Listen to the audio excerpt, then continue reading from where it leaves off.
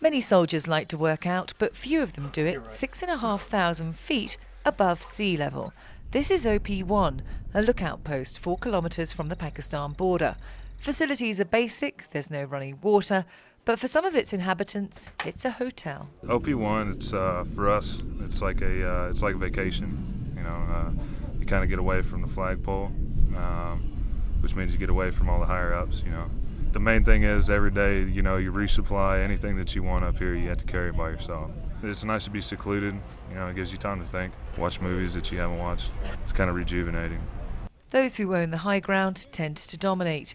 OP1 has taken fire just once since 172nd arrived in July. If you were the enemy and you had this large thing overlooking, you know, in every direction, you would have to be a little bit crazy to try and attack it. So they tend to not try and do a direct attack on us here. They'll use indirect fires.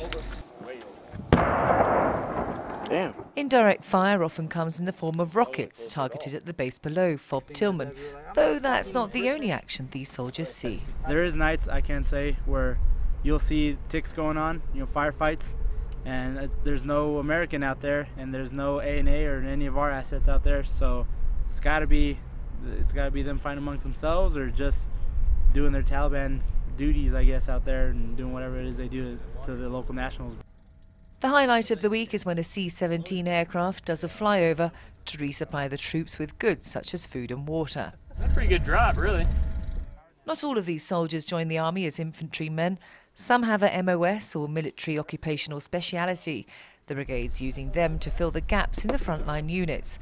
Specialist Cruz is a Bradley tank mechanic. It felt like you've been betrayed. You know, you enlisted to do one job and, you know, the army needed you to do another. But at the end of the day, I joined. You know, I enlisted to do what the army needed me to do. And there's been times where other guys that joined the army for this MOS, you know, they're sucking and they're falling out or they're doing something, you know.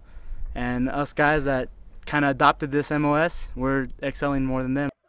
Living at OP1, the soldiers have to get used to 4-legged local residents, whether they like it or not. Kind of deathly afraid of like almost anything. Bugs, insects, bulls, horses, elephants. I don't know why. I just don't like them. Sergeant Sanders says he'd rather take on the Taliban than a camel spider any day. On OP1, however, he's much more likely to meet the latter. Mel Preen in Paktika, Afghanistan for the NATO channel.